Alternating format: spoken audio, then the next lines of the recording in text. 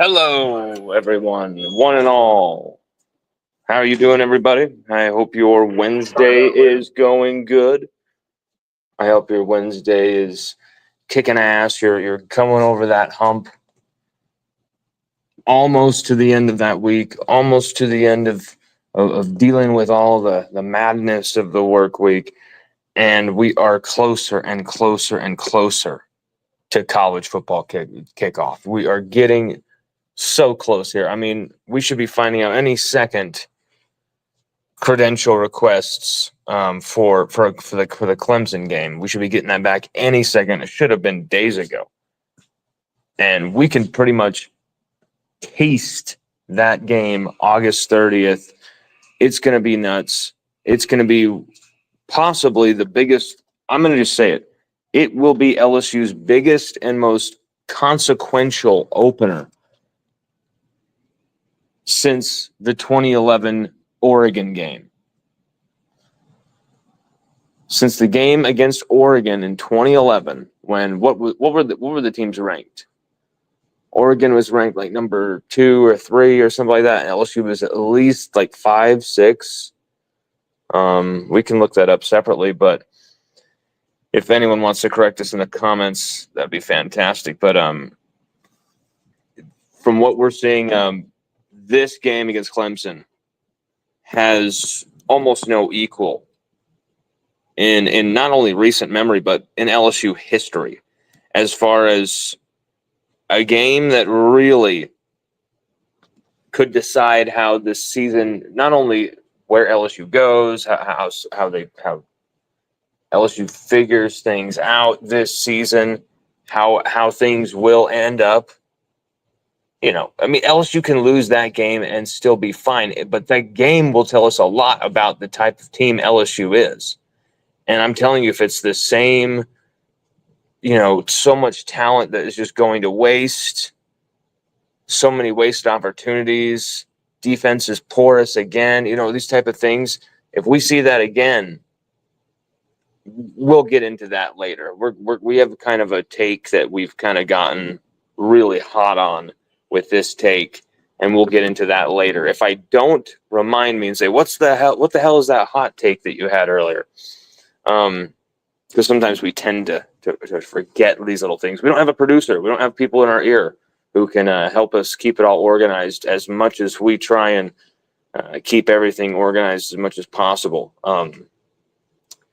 We used to literally do these shows flying at the hip without any sort of guideline or skeleton of what we were going to talk about. Like, oh, this happened, go live, boom. Like, sometimes it's pretty point blank and obvious what to do. But like, say, for instance, the JT Lindsay show we did over the weekend. We made sure we got everything written down of names, dates, suspects, how long was it, 2 weeks that he was staying at JT Lindsay's, all these details, because those things matter. And there's the little kernels of information that LSU fans, college football fans, people, they want.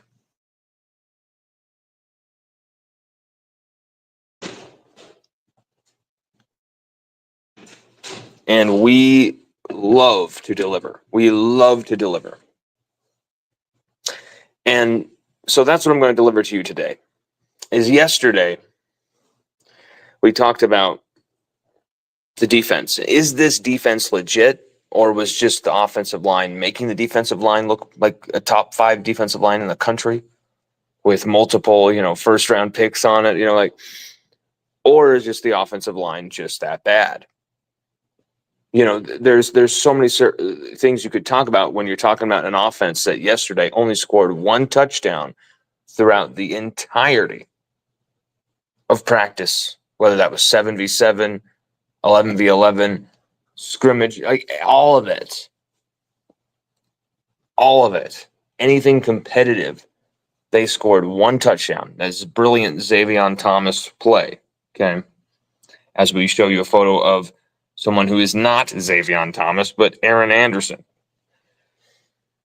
and that's a boost, getting him back 100% healthy, or at least nearing it. I'm not going to buy that he's 100% healthy. until we see him in the Clemson game and see what he's got. And if he's 100% in that game, Clemson are going to be in trouble. But it's great to have these weapons. It's great to have these cherries on top, these pieces to the puzzle, these weapons. But when you don't have a foundation, when you don't have a structure offensively to base all of this on, to build all of this on, to establish all of this on, this high-flying passing attack, you want to also control the clock, control proceedings, help your defense out, and run the football. Wear out the defense. Because that's usually what LSU hasn't done in third or fourth quarters, and in some of these big games they've lost under Brian Kelly.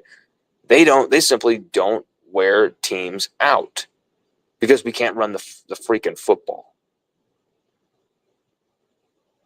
And then defensively, like we talked about yesterday, we can't stop the run, allowing over 250 yards on an average in every single LSU defeat in the SEC under Brian Kelly.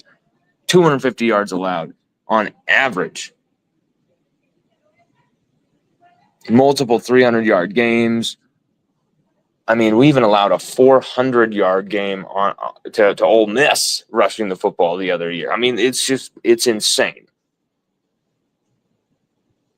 But you also look at being able to run the ball. And LSU were almost pitiful. I mean, John Emery Jr. having a few runs against USC, or else we probably have like 2 yards in that game rushing the football. Incredible. Against a team that would end up losing 6 games, we could not get an inch running the football. And then Caden Durham comes onto the scene at South Carolina, saves the day. Absolutely. I probably am crazy in saying this, but I think he saves Joe Sloan's job, Caden Durham. Without his over 1,000 total yards, nearly 10 touchdowns combined through the air or on the ground, and just the fact that he was making explosive plays that just no one else was at all. We don't have Caden Durham last year. Joe Sloan's probably not the offensive coordinator at LSU right now. Maybe he's still quarterback's coach, but he's definitely not OC. I don't think that's crazy to believe. Okay. I don't think that's crazy to believe it at all. And you have Caden Durham in this, he's a better player than he was last year, obviously. He didn't even have a spring last year. He came in right in there in June. So you actually give this kid a spring now at LSU with everyone around the program, all of his teammates, everyone knowing what he can do and just how good he can be. And he's only scratching the surface. How could you go out there this season with only 2 offensive linemen from the portal? Just 2. And you had to rush grab. I'm talking really rush grab Braylon Moore and rush grab Josh Thompson. You really did not have any other options. I'm not saying that those guys, Braylon Moore has looked fantastic. Braylon Moore has looked like just an absolute win in the portal, right? Josh Thompson has had his moments. He's also had his struggles. I think he will come good in the end, and I think he will be a valuable piece, kind of in the way that Garrett Dellinger was, where like you didn't think Garrett Dellinger was that good. You just thought he was surrounded by a lot of good offensive linemen, right? But then when you saw LSU without Garrett Dellinger last year, everything fell apart. I'm telling you, I really do think Josh Thompson's exceedingly deep, vast amounts of snaps in comparison to everyone else on the line outside of Braylon Moore. You need all the veteran leadership you can get. And so you have Caden Durham, you have Caleb Jackson, you have Harlem Berry. You did have Trey Holly. You could have had John Emery Jr. come back as well. You could have had JT Lindsey. Legal trouble for JT Lindsey. He's now suspended from the program until that gets settled. He was looking good too in camp. That's what sucks. Trey Holly, legal stuff, delayed for over a year by an air conditioner, a faulty air conditioner.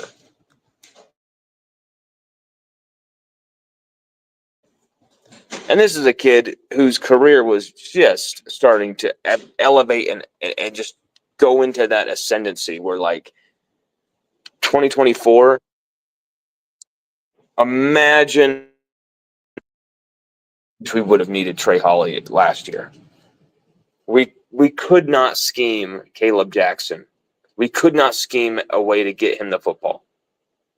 When it's like run off tackle, just call a damn off tackle play. Get him to the edge. Like the most bread and butter, meat and potatoes. You don't even have to know X's and O's to call these type of plays. Just get him to the edge. And you saw it yesterday. You saw the film LSU released where they tagged King Caleb, in it, Caleb the Great. And Caleb Jackson destroys everybody and burns it all to the outside, right? And he's gone. And you're thinking, oh, he's a power back. Let's have him gain 80 billion pounds, and he's a power back. And look how much that helped him last year. And look how much that helped the offense last year. It did nothing for the offense. Nothing. And it wasted an entire season of Caleb Jackson's career. This is a dude who was constantly discussed as, like, before Caden Durham, he was that dude. And now Caden Durham kind of took that role from him.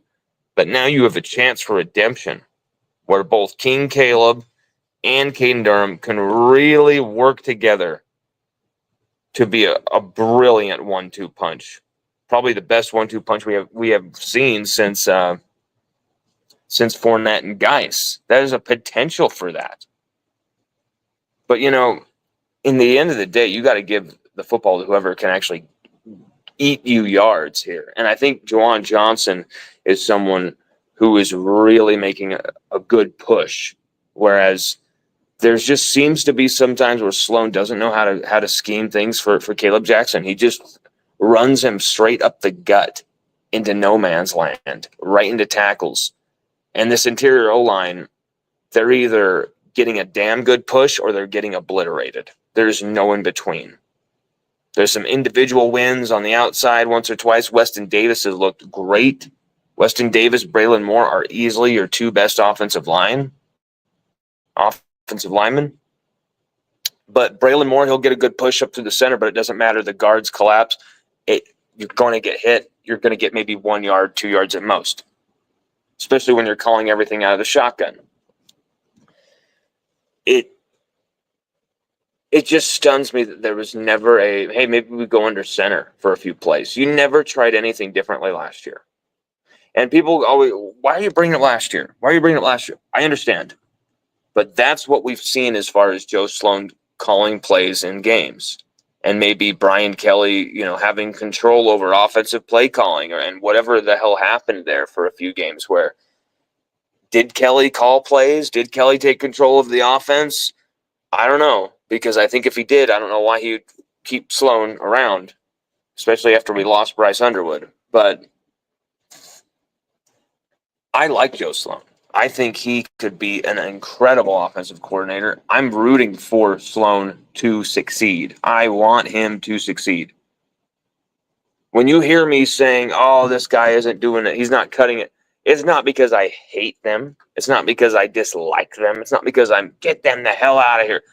I want everyone around LSU to succeed. The nature of the beast is, though, that this is a meritocracy and the best shall play. Unless you're being coached by Brian Kelly in the last few years, where Whit Weeks is benched for Omar Speights. And we saw what happened then. Whit Weeks was undefeated playing at LSU for almost 2 years of his career, whereas we were almost winless with Omar Speights starting at linebacker. Definitely winless when you're talking about playing ranked teams with Omar Speights starting at linebacker. Maybe there's like one game in there, like against A&M or something. But in the biggest games, and Whit Weeks standing on the sideline. It took until Harold Perkins went down with a knee injury, a torn ACL this last year, week 4.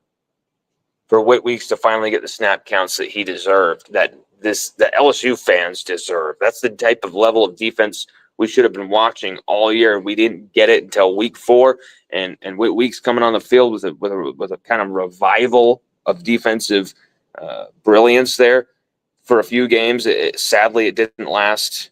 After the Arkansas game, the first half of the A&M game, complete collapse thanks to a running quarterback. But no, see, this is why you've got to listen to both of these, the one we did on the defense and the offense, because there's so many ways that both of these things kind of fuse together, the offense and the defense, and how they can complement and affect each other directly. And I just I look at the offensive line, and people are saying, what's wrong with the offensive line? What's wrong with the offensive line? Why is the offensive line having troubles? How come they can't get a push? Brad Davis, and he's been here 5 years, 5 seasons. How come this is not happening? How come we can't get blocks up front? What is the issue? What's the problem? And I think the line for the last few years, I think those guys were a lot of pass blocking specialists. And I think maybe they necessarily didn't learn to develop their run blocking as well when you have a quarterback like Jaden Daniels. And I know that might sound like a cop-out or whatever, but let's be real, bro. That dude was averaging a first down for his entire college career. LSU had him 2 unbelievable seasons where Logan Diggs had a good season in 2023. Averaged over 5.5 yards a carry. Had, I think it was around 6 or 7 touchdowns, over like 500, 600 yards. He did very good when given the football. But you really did not need him.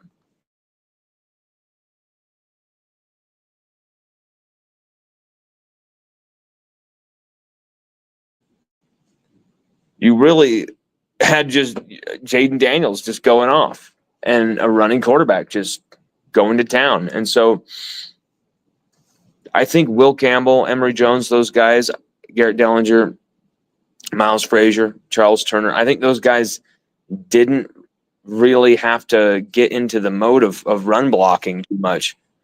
They had this easy way out of Jaden Daniels going to paper over the cracks here, and then we're going to pass block for him, hold it down like we know how to do, and that's good. And I think that is really what happened, why our run blocking was exposed so ruthlessly last year.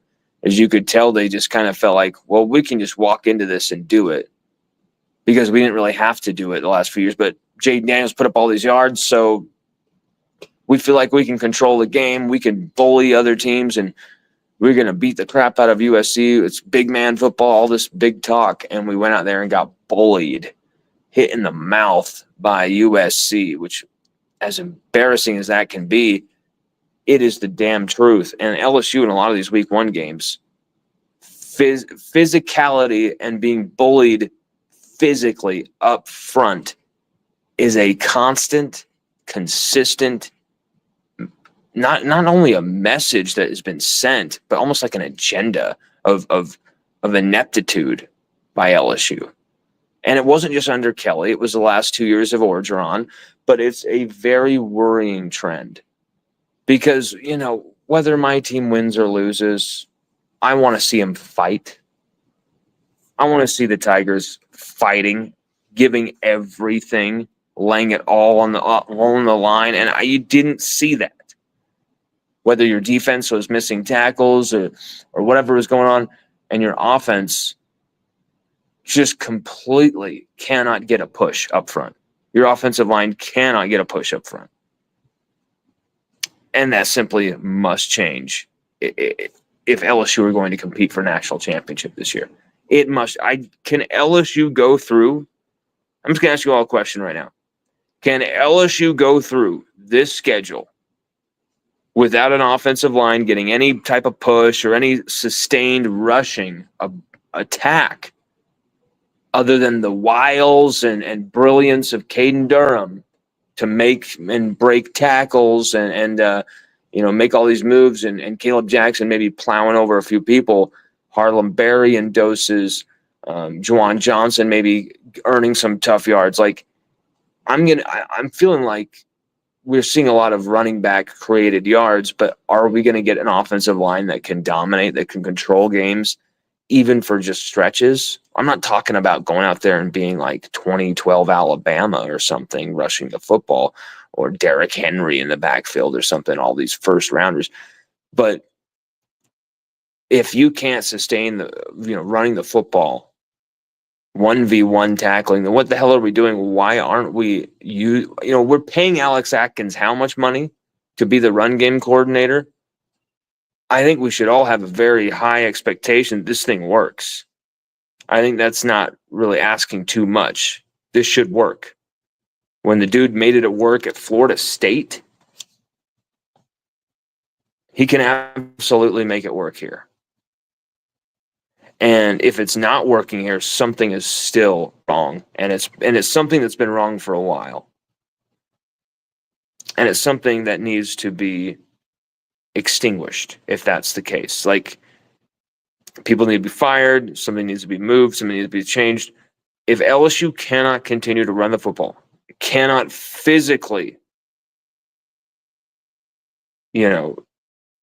dictate terms to teams for any stretch, for any way, shape, or form, something has to change. You can't continue to go on like this if you can't run the football. And so what do? You don't want another week one catastrophe like UCLA, just completely around allowing a ton of rushing yards while being, can't run the football whatsoever. The two worst things ever. You can't run, and it's being run all over you. You can't stop it. That is the worst situation for an offensive football team to be in. You literally cannot run the football to save your life from an inch out, but also your defense cannot stop this damn thing. It is literally the most simple meat and potatoes part of football, but it is everything. It is everything. Running the football, stopping the run. Like, I can't get it out of my mind.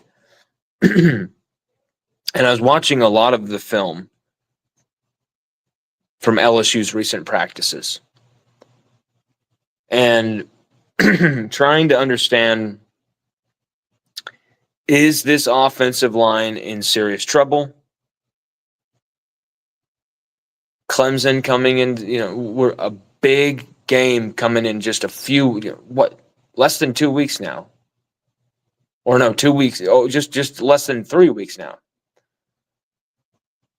Now it's 16 days, 17 days. 17.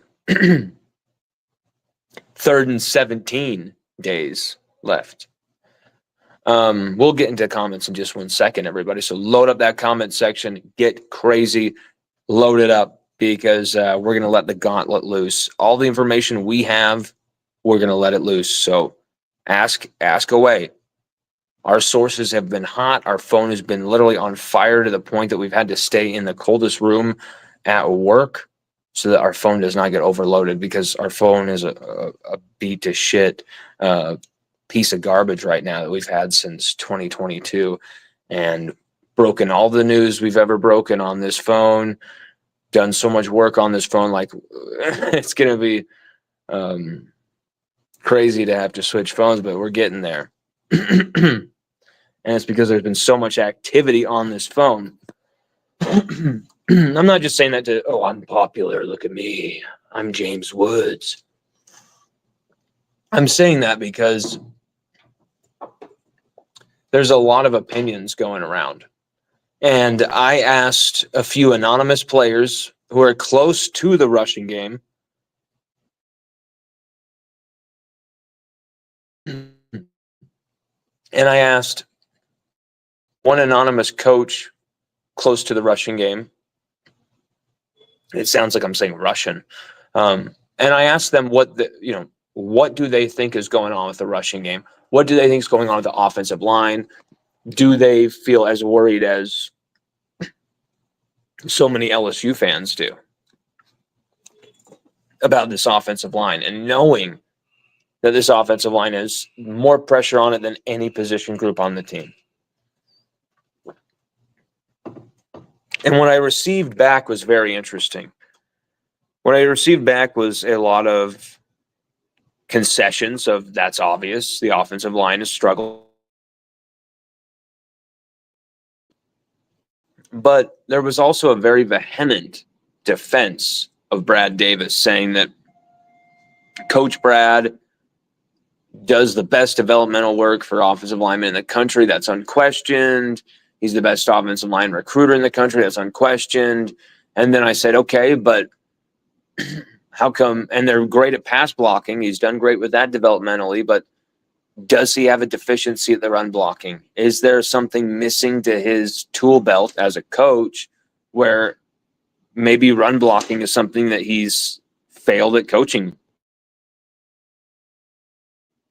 has been unable to get his players to the optimum development as far as run blocking? And maybe that's Jaden Daniels' fault for existing for 2 years.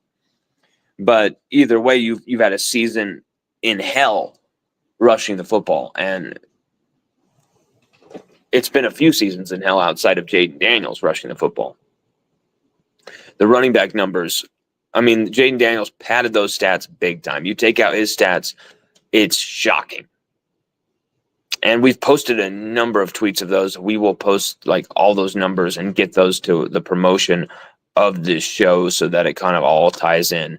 Wish we had our laptop. That's what annoys me about not having my laptop right now, is we can get all of this stuff in seconds. And like, oh, you want those stats? I already looked those stats up. I researched them myself and I posted them 2 weeks ago. Where the hell are they? How do I find this? I would have to, close this window up and all that stuff to do that and leave you guys hanging. So we'll just go into the next phase here where we talked to a few anonymous players, and they were saying, hey, we are worried about this offensive line, but we are betting on these guys to succeed in the end. And I'm like, is that because you guys have no choice, or is that because you think they will succeed? And a hilarious response of, we have no choice but to succeed. And I'm just laughing because it's true. But what happens if we lose week 1 to Clemson? Close game. Nussmeier puts up a ton of yards. All of our weapons on the outside, Barry Brown, Aaron Anderson, Nick Anderson, all these guys go off, have some incredible games. We lose maybe 37-34, 38-34, something like that. A final play type of thing. And it's not really like, oh, LSU played badly. It's more of just, it was a great game between two great teams and LSU happened to lose. But you got all that feeling, but say you still cannot run the football. And I'm talking like, oh, well, yeah, we had 90 total yards rushing the football. Not good, but we had a few explosive plays, and it's just Clemson's defense are really good. And so that's why this happened. And we'll get better as the season goes on. If you have, say 30, 40 total rushing yards, what then? What happens then?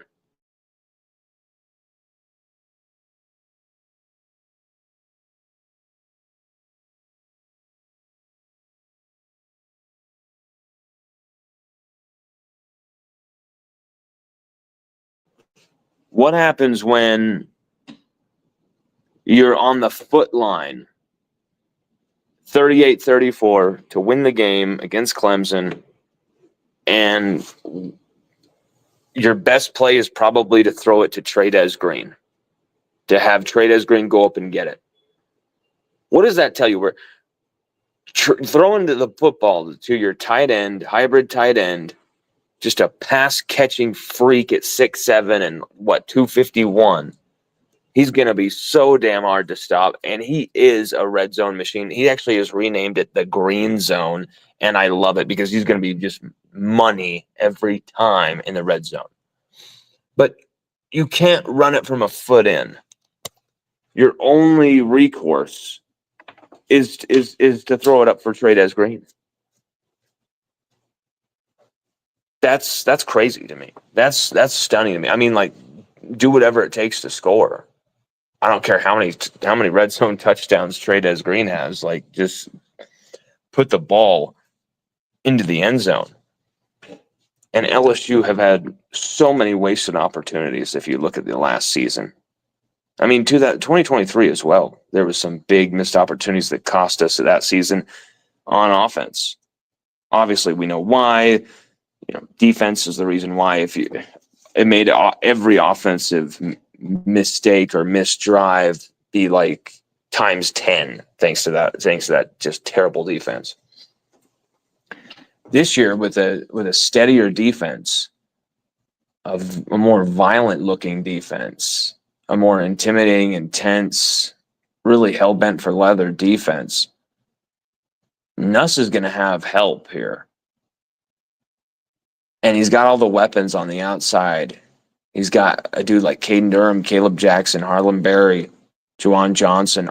I mean, those four, they should be really damn good. Even though this is a running back room that should have Trey Holly and JT Lindsay in it. I still feel it's thin, but I feel like they're good enough. But are you going to see that? Is this offensive line going to allow that to happen? Is our offensive line going to overcome these deficiencies enough to let this offense fully shine to its optimum, or are we going to have to win ugly every week? Low scoring, 24-21 type of games? Like, it may be that type of season. First time in a long time it's been like that at LSU, but it could be. But it's very strange when you have, and this was a comment made by someone who also will remain not anonymous close to the team. They said, it's very weird because in spring and some of fall camp, we're doing a lot of pulling and moving post snap with the offensive line. And those have been our most explosive plays. Those have been our big burner plays. Those have been the plays that have been really what gets the rushing attack going. And we're talking counters, jet sweeps, misdirection type stuff where you instantly, the second the ball is snapped, you don't have an offensive lineman just engaging with the defensive lineman and hands to the chest and they're blocking and they're blocking. It's snap, you're going suddenly east to west as an offensive lineman, maybe up slightly north to the second level, and then boom, make that seal block, create that hole. The pulling of the offensive line, left or right, east to west, it basically flips the script on the defensive line. Ooh, you thought you were going to have it easy pickings dominating this undersized left guard, didn't you, Mr. Three-Tech D lineman? Well, now we've flipped the script. The left guard pulls immediately post-snap. He's all the way by the right guard, right tackle the second the defensive lineman is even out of his stance. And by the time he's halfway out of the stance and he's trying to engage, he's now being destroyed and demolished by a left tackle who's pinching in,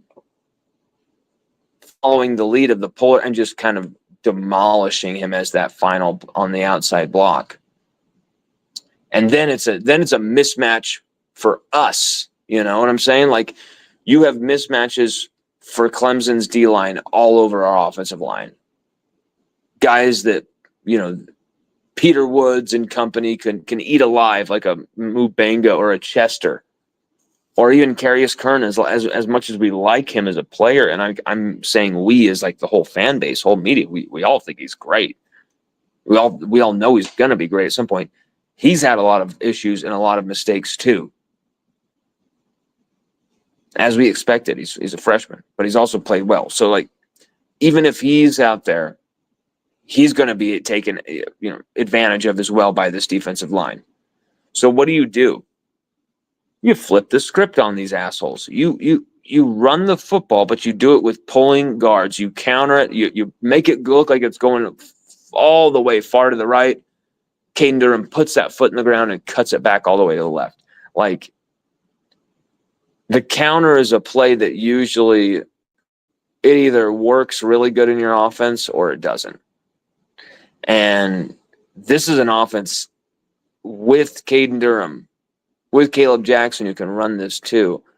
With the type of tight ends we have, blocking tight ends, and some of the receivers on the outside who can actually block really well too. This is the perfect way for this offensive line to overcome their issues and their deficiencies if Alex Atkins so wishes to go that direction. And I would be stunned if he didn't.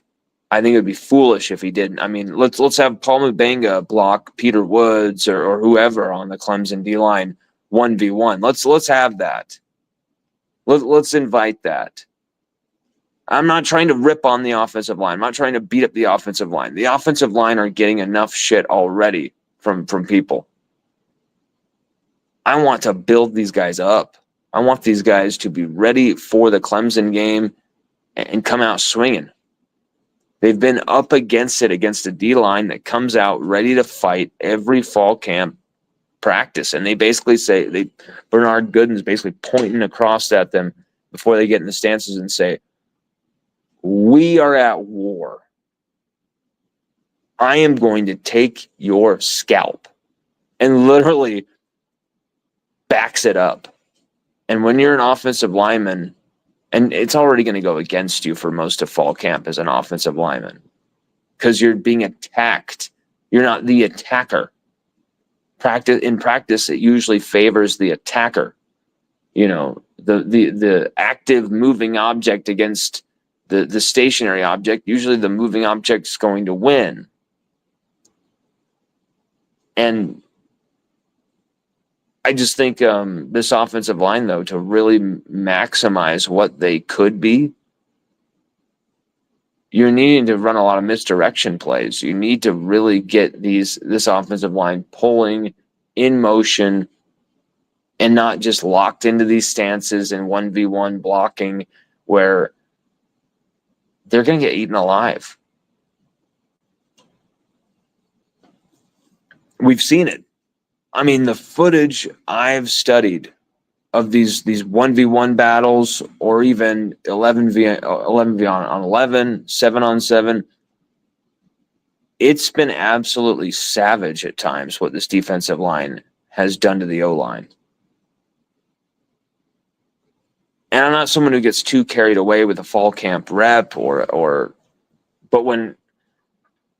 individuals will lose a rep and then come back with another big time rep, and it happens to everybody. But when you see collective failure, when you see collective breakdown, when you see collective progress or collective, stratospheric brilliance, like the defense, the past few practices, that's what we're talking about. Collective, steadfast brilliance. And we haven't seen that from the offensive line for one practice this entire fall camp. There was one practice where it got close, and then they proceeded to just get destroyed up front right at the end. And it kind of demolished everything that they had going for them.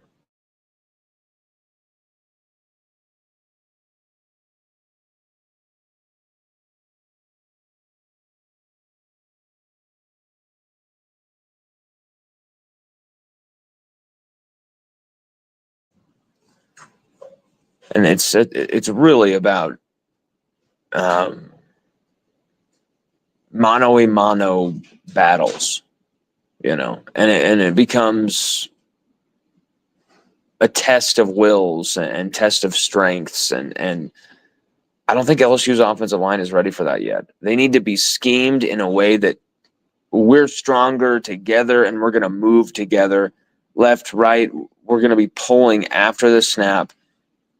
And we're going to kind of flip the script, switch the entire draw board, and just constantly keep the defensive line guessing. Get them moving one way, run it the other way. Get them looking this way, eye candy in the backfield, have Nuss keep it. Like Berrien Brown comes around in motion, cross the formation, you snap it, quickly fake it to him, and then you're flipping it to Juwan Johnson, who's actually going that same way where the fake was. Everyone doesn't bite on the fake. They go with Nuss. He's going to keep it or whatever. And then suddenly he's kind of flipping it to Juwan Johnson. Juwan Johnson's going flying to that left side with a lead blocker who was already in motion across the formation, kind of coming around and boom, smacking people in the mouth. You got Bauer Sharp ahead of him, whatever. I'm not called to write it. I'm not paid to write up these plays or call these plays. Joe Sloan is. He will figure this out. If he doesn't, it will be one of the biggest,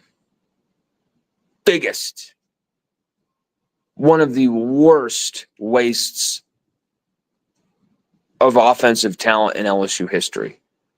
And it might be the worst if LSU's offense stays at this kind of lukewarm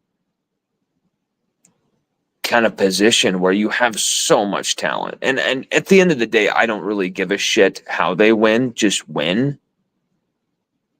But this team could really be aesthetically dominant. They could be one of the most entertaining offenses that we've seen in a long time. 2023 LSU. But then you got 2019 LSU is the greatest, most entertaining, most ridiculous offense of all time. 2013 Florida State in that discussion as well, but well below 2019 LSU and 2023 LSU, but still right up there as well. You have those offenses that were just beyond entertaining to watch. LSU have every ingredient to make that happen except one that we know of right now. And what is that one missing ingredient? It's the offensive line. So basically, you're making a bunch of baked chicken, okay? You've got all the honey mustard sauces and barbecue sauces. You've got all the seasonings, and you've got all the crap, I can't think of the word. All the breading. You're dipping it in the milk and the flour and all that stuff. You do all that stuff. You got all this stuff, but you don't have one thing. You don't have the chicken. You don't have the actual chicken meat. Well, then what the hell is all this? Just a potpourri of spices? Are we like joining a gypsy caravan? Like, what is this? That's what the offense is without an offensive line. That's what this 2025 LSU offense is without an offensive line that you can count on. And I think, in the passing game, another way to cheat from this offensive line that might have a lot of deficiencies, get the football out of your hand as quickly as possible, Garrett Nussmeier. And Joe Sloan, don't let him hang on to it too long in that pocket with it all collapsing around him. And Nuss, you've got to know when to escape out of those collapsing pockets. This is going to be a season where we're going to see all of that on display. And I just, this offensive line, there's so many questions. And we knew it going into fall camp. We knew it going into spring. You just felt like, okay, we still had questions at defensive tackle, but you got Bernard Gooden during that spring transfer portal window. And look what he's done to that defensive line. Completely solidified that defensive line from a veteran standpoint, from a sheer production standpoint, from an intimidate, like the vocal leadership, an example leadership, and just a bad dude. Kind of bad dudes that used to play at LSU in every position, 3-4 deep. Okay? And if it wasn't their year that year, the next year would be one of those guys' years. Damn right. And so where was that guy on the offensive line? LSU desperately needed a Bernard Gooden on the offensive line. Maybe that's Braylon Moore. But you needed a lot more than just Braylon Moore and Josh Thompson. You needed at least one other guy. You needed at least one other guy on that interior. And then Tyree Adams, left tackle, Weston Davis at right tackle. I think if you have a solid power trio of interior guys, Moore, Thompson, and another, Weston Davis, Tyree Adams would have been fine.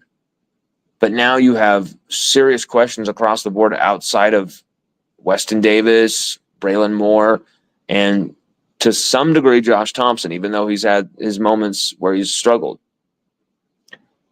So my point is, that should be the name of the podcast, for God's sake. I say that so much. So my point is, this offensive line has its issues, has its worries, but we're going to know where everything is at, where all the bodies are hidden. We're going to know all the skeletons in the closet. We're going to know everything. God, that sounded morbid, those examples. We're going to know everything about this offensive line and the struggles or lack thereof after this Clemson game. You know, I'll even say it maybe after the first half.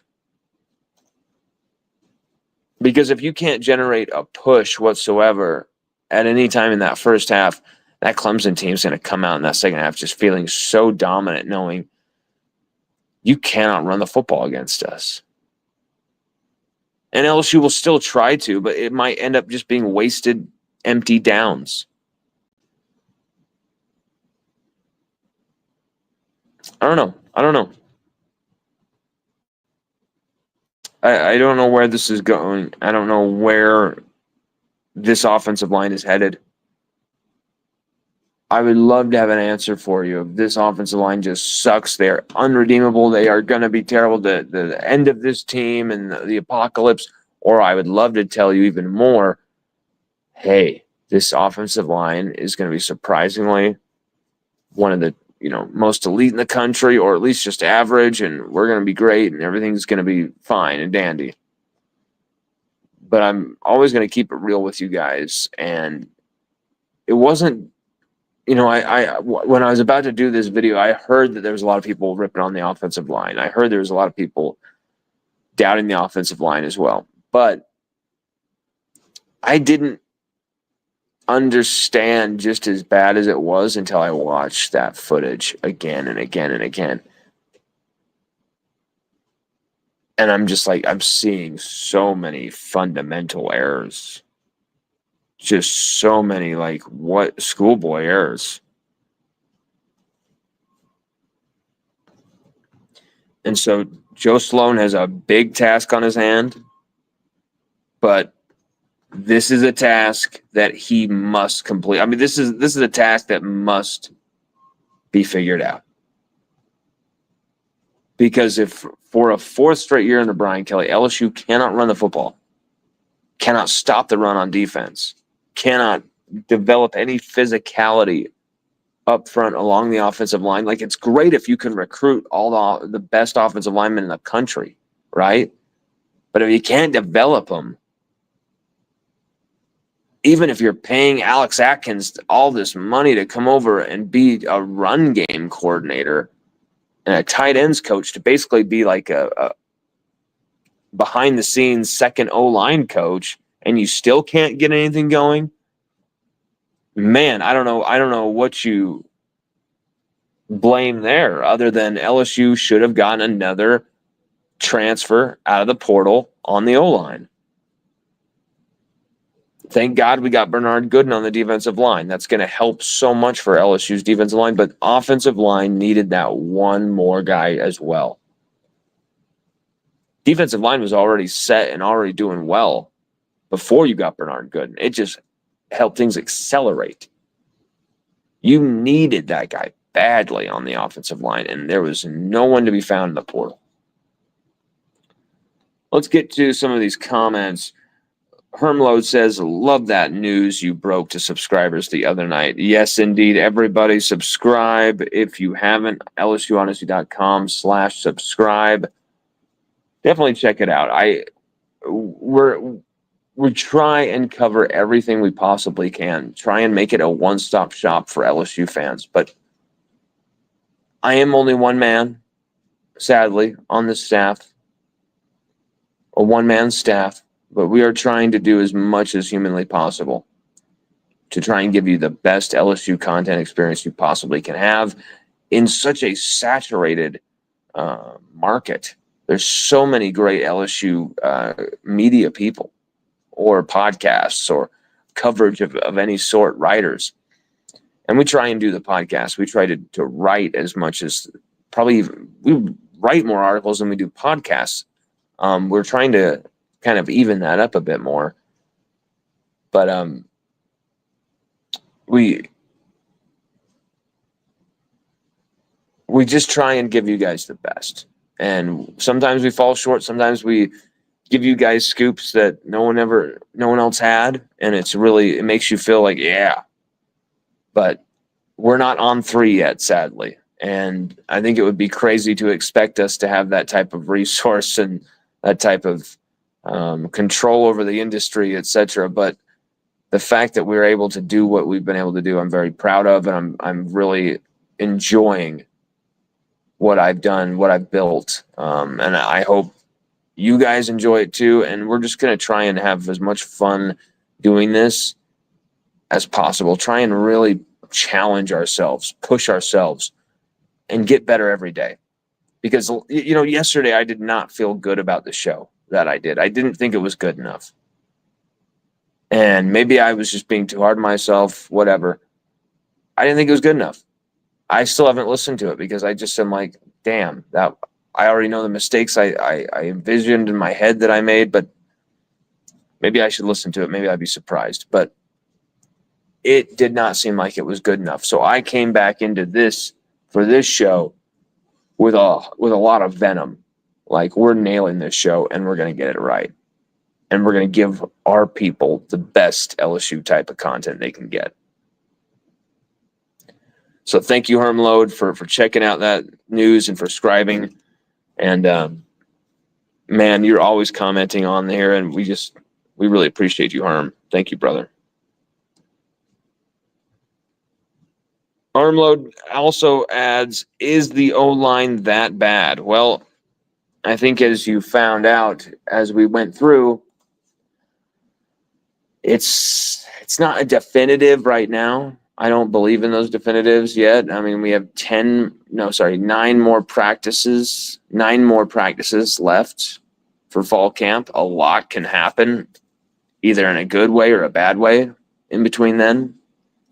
So let's wait for things to reveal themselves. Simply put, we're not going to know how good this team is rushing the football. If they can rush the football, we're not going to know this until Clemson game. We're just not. And that's fine. And that's how I love the mystery of that. I love the football mystery behind that. That's what I'm talking about. Wow. Look who we've got back in the comment section after a while out. I haven't seen you in the comment for a long time. Cole Adams says, hey, Lon, been a minute. This summer's been lit, but I'm ready for Tiger football. What happened? How come you haven't been watching the shows? What's going on? Did we say something that bothered you? Did we offend you? What happened, Cole? What did we do? What did we do wrong, my man? Anyway, glad you're back, King Cole. King Cole Adams. Absolute badass. Thank you for being back, and thank you for your support, bro. But really, where have you been? That is a weird thing. Cole Adams says, Lon, if this offensive line can't run block again this year, I'm done until Brad Davis is gone. Bro, I think it is at that point. I think it's at that point.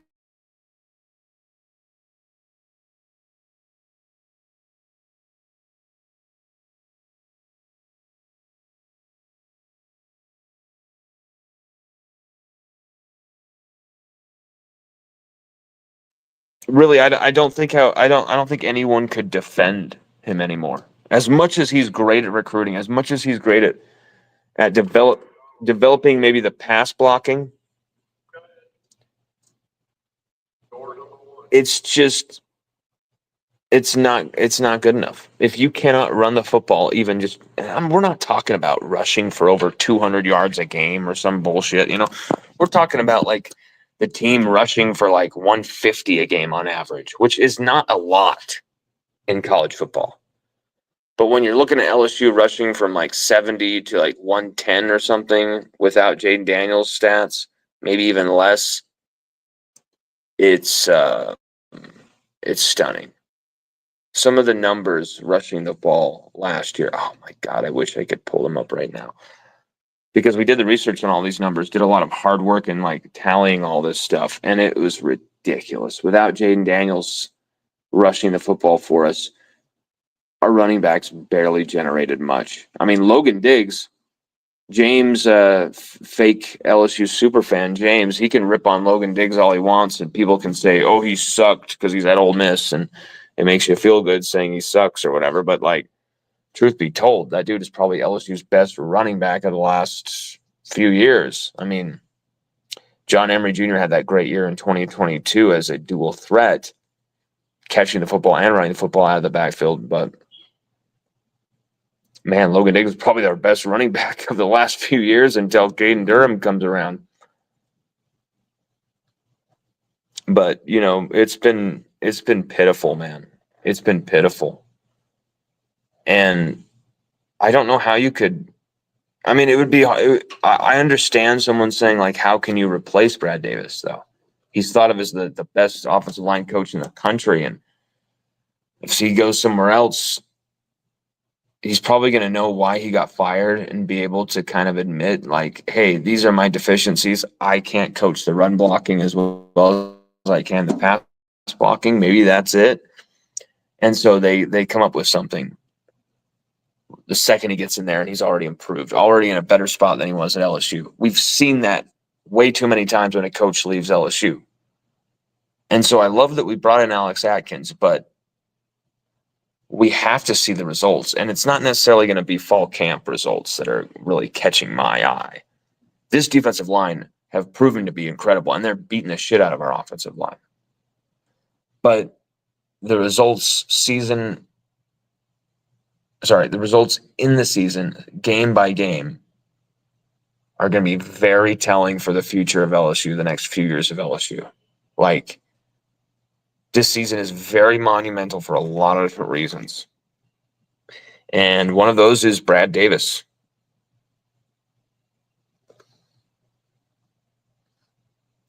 Cole Adams says, JD5 Sandlot was the only running game we've had in 5 years. I'm friends with Ben Wilkerson.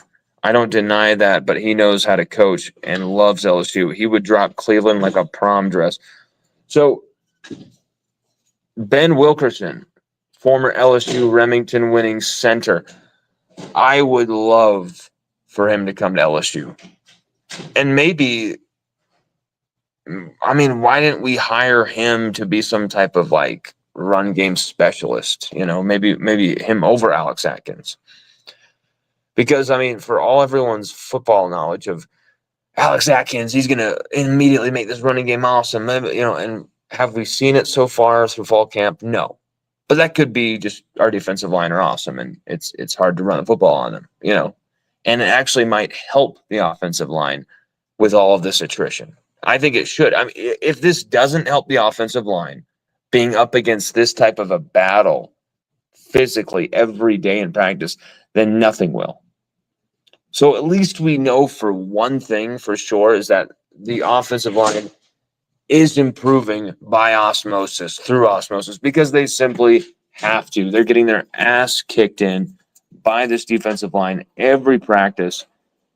And what else are they going to do but get better? What else can they do but get better? The answer is they can get worse. And we've seen it. And don't think you won't, Brian Kelly, Alex Atkins, we're good. Remember, this all has to work first. You can't just like plug and play. We got this coach. We got these players. Good. Like LSU are replete with talent everywhere, but you have to organize this. in the right way. I can't stress. You have to structure this enough. I cannot stress it enough.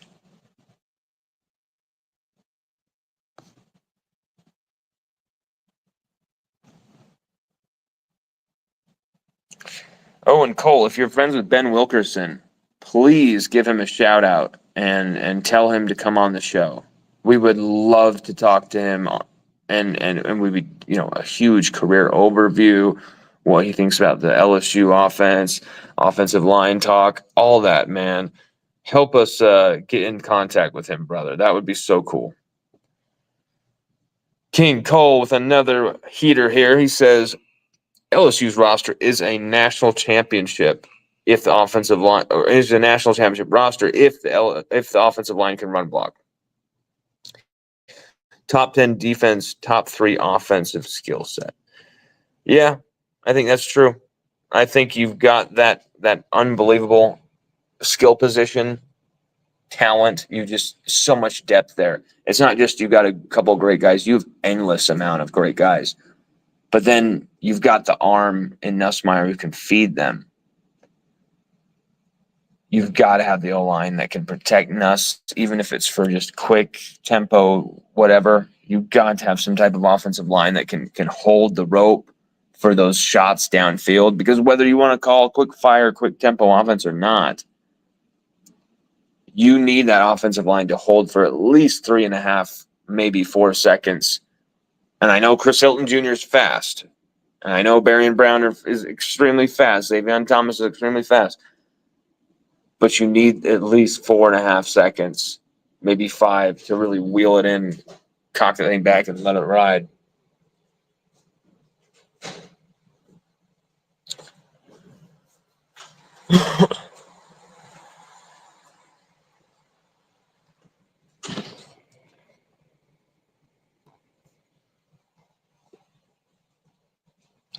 Let's see here. LSU Hyper Ninja 9.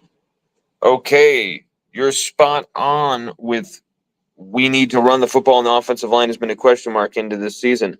My question, how many years are we as fans going to say the same thing every year? Bro, you just reminded me of my hot take, LSU Hyper Ninja. Thank you so much. And thank you for watching and thank you for joining us, brother. I've never seen your name or username in our comment section. So maybe you've watched from behind the scenes, but thank you so much for joining us and asking the question. I think it stops this year. If you cannot fulfill this year, at least, I'm not even talking about getting in the playoff, but go on a run at least. This is a team that is capable. Really, this is a team that should be doing that. If you don't do that and Scott Woodward accepts that, you're basically telling everyone that, okay, LSU has accepted mediocrity. We are an 8-win program. We're a 7-win. We're lucky that we got 10. We've only been to 2 SEC title games since 2011. I mean, I guess you could 3, including the 2011 season. But after the 2011 season, we've only been to 2 SEC title games. Just been to 2. Yes, we won a national championship in 2019. We're the greatest ever team in history. I understand. It has been 5 years since we've seen an LSU team that we can recognize as a complete team. The 2023 offense, one of the best we've ever seen. And that was like almost a team unto itself, right? Because they were playing against 2 defenses every single week. Not just our defense, not just the other team's defense, but our own defense. And they were almost like a team unto themselves. 2022 defense, offense kind of were complementary, but then you had the worst special teams unit of LSU history. 2023 worst defense of all time. 2024 one of the most wasteful offenses I've ever seen. You could not run the football. Your offensive line was plagued with troubles, with injuries, with errors, with penalties. Everything was flipped upside down offensive line-wise. You cannot have another year like that, or that buyout will be met. I'm saying it. And I'm someone who has supported Kelly from first second he's been hired till now. We've supported him far more than any other people in the media who, they'll support him to get the interviews, get the access, but then they shit talk him the second LSU are losing. They blame everything on him if LSU is lost, whether it's his fault or not. And I think you know who I'm talking about. Just completely like, you're not one of us. You gave me the interview, but I don't care. Walk the plank, Kelly. Whereas we have actually been in the foxhole and have actually stayed, hey, this is Kelly's fault. This is on him because of this and this and this. This is the evidence as to why. Or, hey, actually, this isn't on Kelly. This is on this person. He needs to fire this person. This was the wrong hire. In a way, it is on Kelly, but Matt House was good in 2022 and then diabolical in 2023. Kelly couldn't have seen that coming? Obviously, Kelly should have fired him after a few games of that season. But the point is yes, the buck stops with Brian Kelly in everything from hiring, all of it. He has taken complete control of the program. And so as much as I, was saying, hey, collective, you haven't given Brian Kelly even a freaking dime. Like, you need to give this guy something resources wise to compete. They did that. No one can argue that they didn't do that. And guess what? If they wanted another O lineman in that portal, they would have gotten one. Brian Kelly said on record I'm not sure if it was Wilson Alexander, but I think it was. They were like doing some weird thing with like a bird or something. He was like letting an owl out of a cage or something, and Brian Kelly's there. And he said, no, I'm fine with the offensive line. Weston Davis will start at right tackle for us.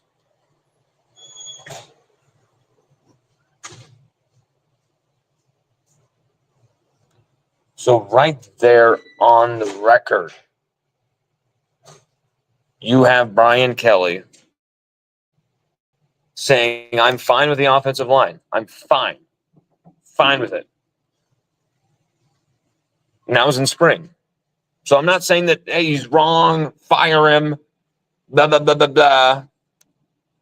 But the truth is, if LSU can't run the football for another season without Jaden Daniels there to save us, if we are soft and getting physically overridden up front for a fourth straight season,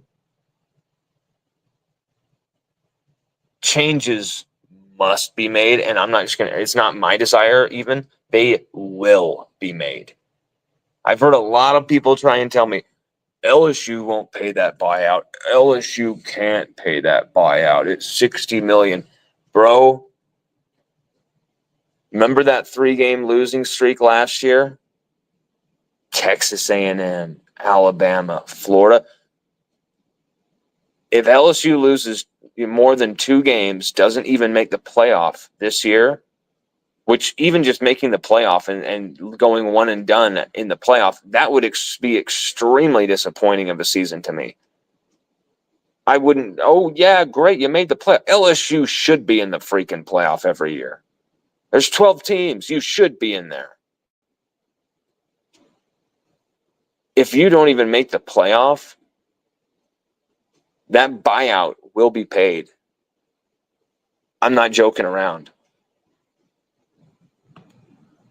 And it's not so much of, oh, you didn't get a championship, Kelly. It's not even. It's the team doesn't physically ball out together. They don't go out there like dogs and actually physically aggressive. And you're seeing that on defense now. You're seeing that because of Blake Baker. That message has been sent. It's been institutionalized. It's been stamped. This defense is going to rattle brains this year. That's what their goal is. That's what their aim is. If they fall short of that, okay. I'll take it because at least they gave us everything by trying. This offensive line, man, it feels like they're almost scared of the pressure that they have to deal with, that it makes you really wonder where this is all going. LSU Hyper Ninja 9 continues. Every year of can we win the opener? It's like every year of can we win the opener? It's like we put most of the blame on BK, which he is the head coach, but saying we need to get this team prepared or need to be better head coach excuses is old now. I'm so sick of hearing that shit, man. I'm right there with you. I'm so sick of I need to coach this team better. I just think we weren't prepared to play.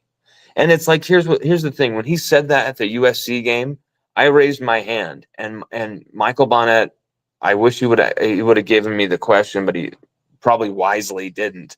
And my question was going to be, this is like the third or fourth year in a row where you've said your team isn't ready to play week one. So why aren't they? Why are they not ready to play week one when you make $10 million a year? And we've set you up with quite possibly the most star-studded and definitely most expensive assistant coaching staff in the country to help you achieve these goals. Without Frank Wilson, without J.R. Belton, without Sherman Wilson, where would LSU recruiting be under Brian Kelly? And I know that Brian Kelly has made an impact and he's made a dent himself. I'm not taking anything away from him. But let's be real here. Do you think Brian Kelly could have recruited the state of Louisiana himself without Frank Wilson, without J.R. Belton, without Sherman? Well, no. No way.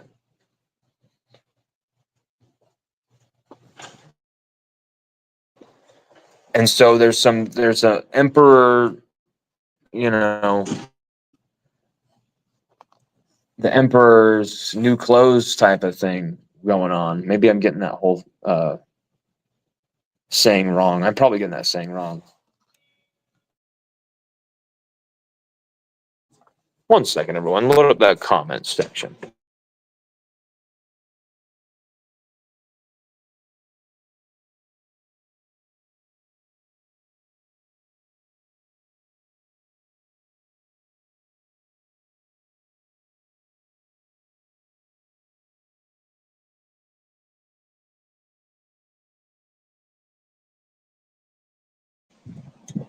This is Kelly's last chance. And I know it sounds crazy going into this season where things look really good on the horizon. And if Kelly really succeeds this year, saying this is Kelly's last chance a few months before like a very successful season, someone will probably, clip this and you look so stupid saying this. Okay, but the realities right now, without a time machine, without being able to peer into the future, do they look very good? Do they feel certain to you? I'm excited as hell for this team. I'm excited as hell for this season. I believe big time in what Brian Kelly can do for this team.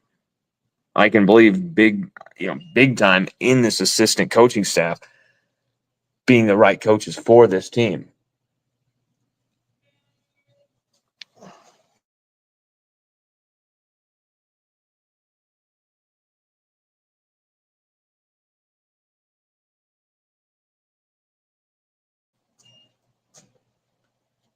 But when it comes to these excuses over and over and over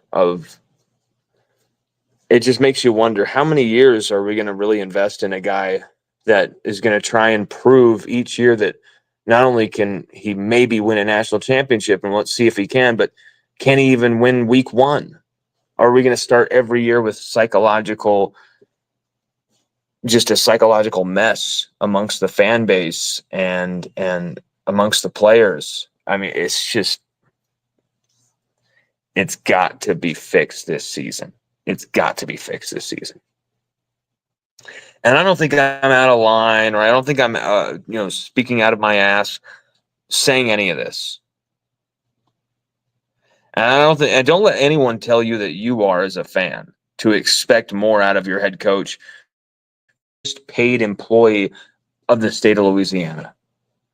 Your tax dollars have paid for Brian Kelly's salary. Remember that.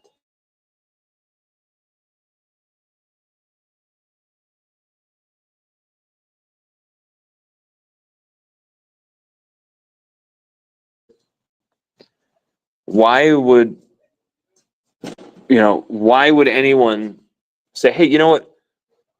We have faucets and drains that they're spewing out rust into our water. We can't even drink the water in Louisiana in certain areas, right? They care more about the prison system and certain things like that. And, protecting cops with you can't film with unless you're more than 30, 40 feet away from any incident, which is a complete First Amendment violation. They care more about that type of stuff than actually helping people in the state. So remember that when that Brian Kelly, $10 million a year, you're paying his salary. You are.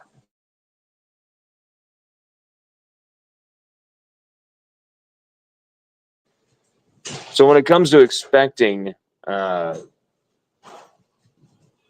greatness,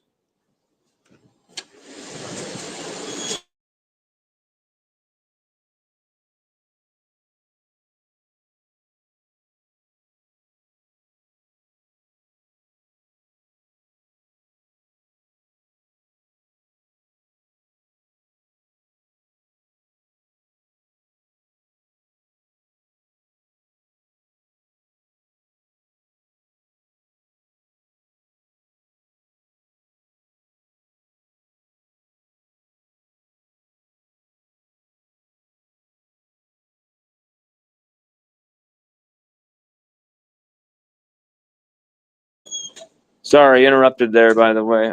But you're talking about expectations. $10 million a year to be soft up front and not be able to run the football, not be able to stop the run, hiring and firing the wrong coaches. And then we finally give you everything from transfer portal money, getting the right guys in the portal, Austin Thomas even helping you with the roster at general management. I mean, across the board, everything is aligned for Brian Kelly, second-year starting quarterback. Caden Durham, freak at running back, multiple years eligibility as well. The receiving core. DJ Pickett, Ashton Stamps at corner. You've retooled the 6-7 probably safeties that you could play that are far more of an upgrade than Major Burns and whoever else was at that position in the last few years. It was a black hole.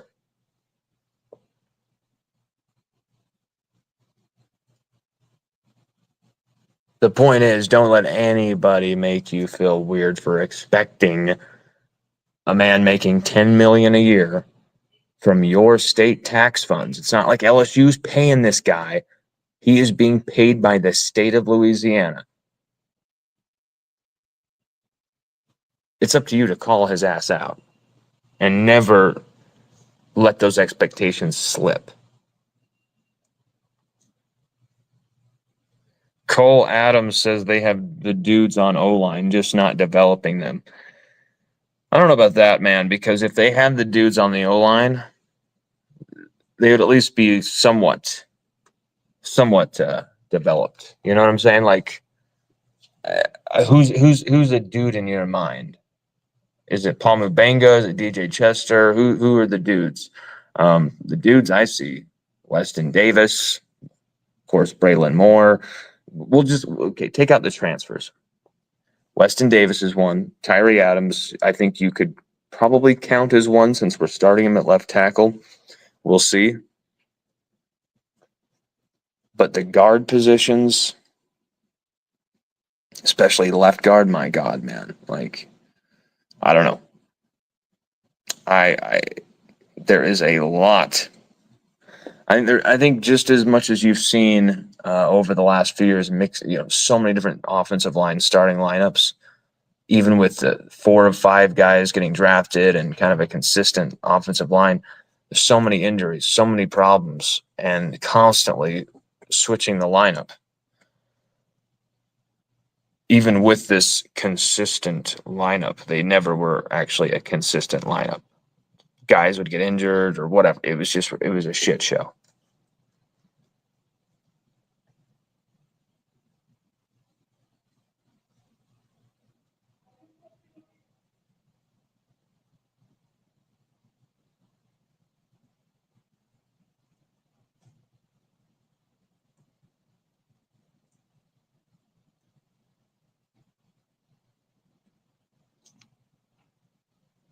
LSU Hyper 9 Ninja 9 says, I want BK to succeed, but can we just win the opener? Can we play like LSU football? We wasted a 2023 elite offense with a terrible defense. Like, something needs to change this year.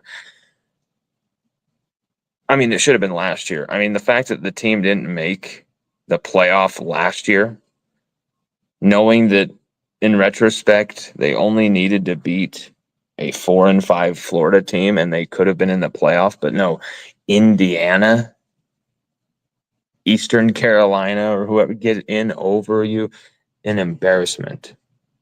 And I don't think it's talked about enough. But that is an embarrassment. You didn't even prepare for Marcel Reed. And that was Blake Baker. That was a Blake Baker defense. This wasn't Matt House. A Blake Baker defense didn't even prepare for Marcel Reed. Like, that's one thing if the media doesn't prepare for Marcel Reed or know who he is. He's the backup fucking quarterback. But if one guy, Connor Wegman, and he kind of sucks, you kind of have his page, and you know you have a good game plan for him, you needed to prepare for what happens if Marcel Reed comes in this game. And there was nothing. There was a lot of distraction at the top at LSU in the past, and I think hopefully we're moving to an area where this is a dialed-in staff.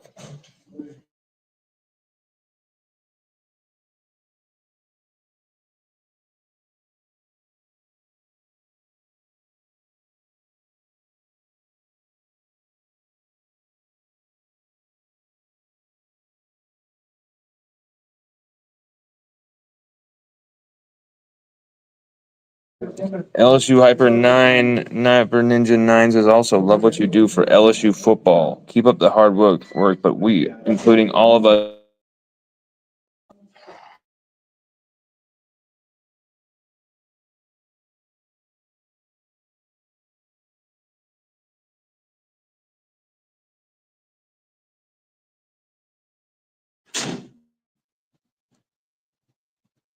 also love what you do for LSU football. Keep up the hard work, but we, including all of us LSU fans, just deserve better. I think we'll get it this year. And if we don't, you will be rest assured you will have no excuses from us. No just beating of the Brian Kelly chest, and Brian Kelly's fine, and no, shut up. He's not going anywhere for another 2 years. So just shut up and just take it. He's not going anywhere for 2 years. He's basically just robbed the state of Louisiana. He's not, like all that type of shit that you've heard for so long. We're never gonna go with that narrative. We don't play access journalism, and that's why we don't have the big job. That's why we don't have the money behind us. But, if someone who has the money, who believes in journalism and believes in LSU and wants somebody to do it right, hell, man, put me in, coach. You won't get anyone more passionate or more committed than me to doing this right.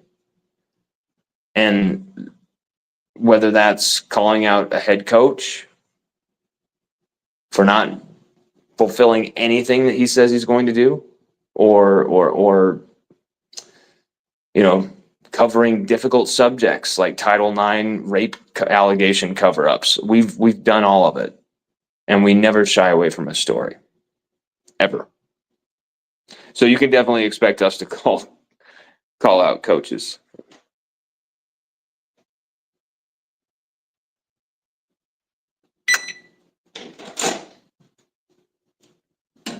Everybody, thank you so much for watching. We will be talking to you shortly.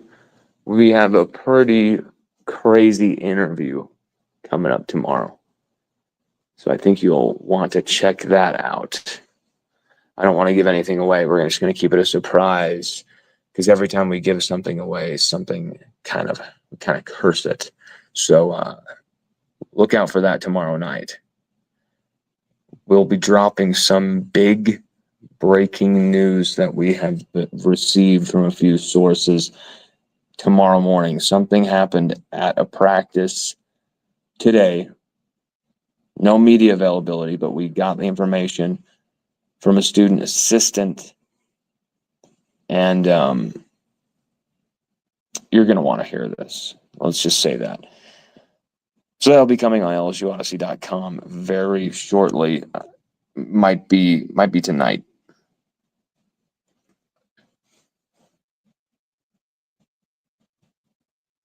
LSU Hyper Ninja 9s. I believe you 100% call BK out if necessary. Man, we have always done it. Like, the proof is right there. The proof is right there. We've gotten a lot of shit for doing it, but you know what?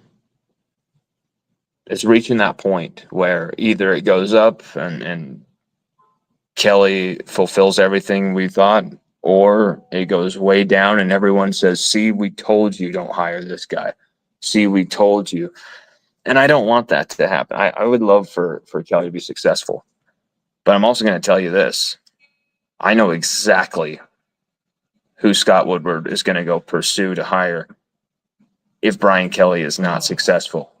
I know exactly who he's going to go hire if he's not successful.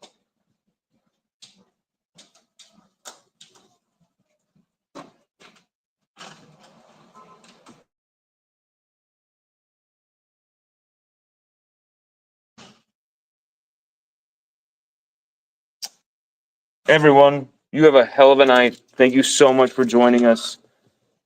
Have a great rest of your day. And man, thank you so much for chiming in and talking to us. King Cole is back in the saddle.